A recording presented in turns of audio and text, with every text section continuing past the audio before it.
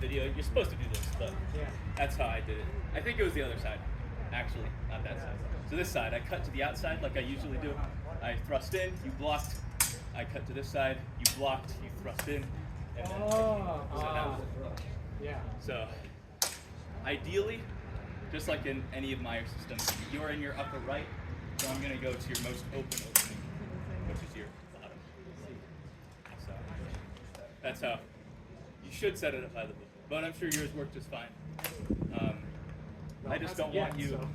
Oh, it hasn't yet. No. Oh, I thought you said you got it on. No. So what I did was like I came around and I got in where it would have, and I just went right. Oh, and you whipped it. I was safe. I was able to do this, but I missed the thrust. Yeah. See, I'd go outside if you're gonna do that one. And you know what I did get today though? We're here. That's what the regular. Here, like this, and I put my left leg forward. Oh, interesting. So I was trying to bait a thrust to this side. Yeah. I came in like this. Oh. What I was trying to do, because I thought I was going to go, because he was leaving this way to the side. I thought he was going to go that way. I just got close. So what I was trying to do is. Where do you look when you're fighting saber? This. Oh. This is one thing. I've been looking right Good. I look at your blade. I was taught to look at the hilt, not the But I got the theory on. because whatever angle it's in, especially if it's one of the cut guards, Yeah. I know where your blade is. That's good. And one of the main drills we do is we have targets. We stare off at some What point I like that, get is with the hand beats is and you just learn to fight with your periphery. if let's see, you thrust in this side. So I cut here, right? You parry, you in here, and I beat it down. What? And thrust towards that way. And I tried to do that one. You know that video where you said beautiful grapple on top of it? Yeah. I was trying to go for that disarm where I let's see, I went here. Oh, it's just out of frame. Here. Right. Oh, sorry. I missed a step. Oh, I tracked your wrist. That's it. Here, right.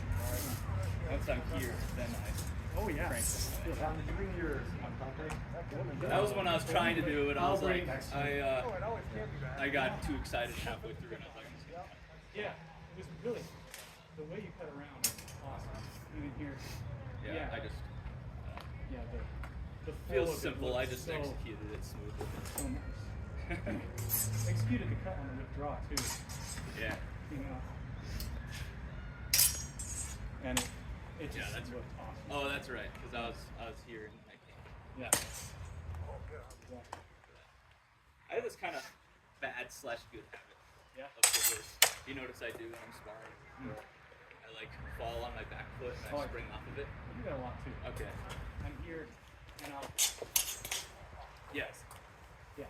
It's a good thing to have, Maybe I just remember. but I think I use it because it's good if somebody's advancing on you to take back time in this, but you really shouldn't be doing it focusing on simple or basic fencing. And I keep on doing it anyways. The only time it's really useful is if I'm trying to break your timing, is if I'm back here in the knock, right? And then I thrust, I bounce back into it. But if I'm just gonna double if I'm not concerned about that, or if I'm not taking first. So it's index only kind of footwork, and I need to break it just a little bit. I mean, it should be a tool in my toolbox, but I don't want to be predictable because I keep on going back. I retreat like 3 steps, and then I'm bouncing back in and advancing again. That's not a good pattern. It makes me predictable.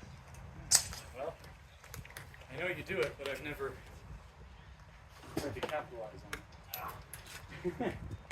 So I guess I don't know the vulnerabilities with it. Forgot to respond to your message. I saw it at like 2 a.m. when I woke up, and I was like, I don't want to think I'm irresponsible. So,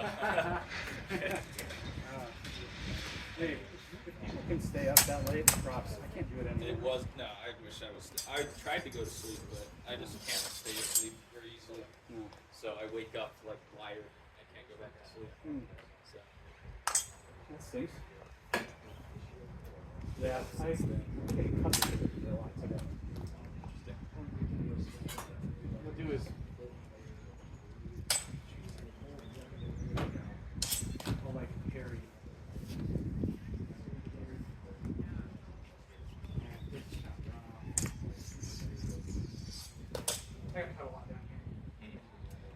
lower openings. I think it's less about cutting, more about people maybe fighting.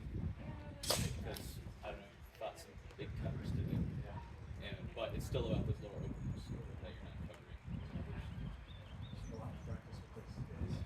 I like the past few weeks I've been trying to fence with my side sword, like a ridge here, but it's still not very close. So I'm trying to be a lot more thrust centric. The problem is the length. So when I miss a thrust on that, it's a lot easier to withdraw. Yes. Find an unfavorable opening. But these thrust in and suddenly. If you try to withdraw, you go through weak. And Yes. you lose.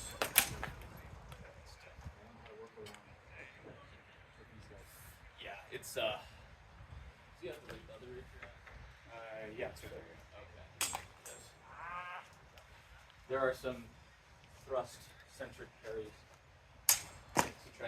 You can try where you kind of beat it down in the bind. So let's say I thrust in, right, and you parry, and you thrust in. I can't withdraw, but I can. This is a lot more common. Is going to a lower opening. Yeah. This is how Alfred Putnam does it. The later German guy who does more long rapier fencing, and it's a German style of that. I haven't looked into it too much, but he seeks the openings the same way. Is where I go, here, then I go opposite, right? And if you, lift up, other side, you don't want to get here, to right knocks. So Here. yeah. Then I go for this one. Right? So he seeks them in the same way, but it's all in the bind, right? He doesn't leave. And that not leaving the bind, that's the hardest thing. Is staying connected the whole time. Just going back and forth. Right. Yeah. That's how it's supposed to work. So you gotta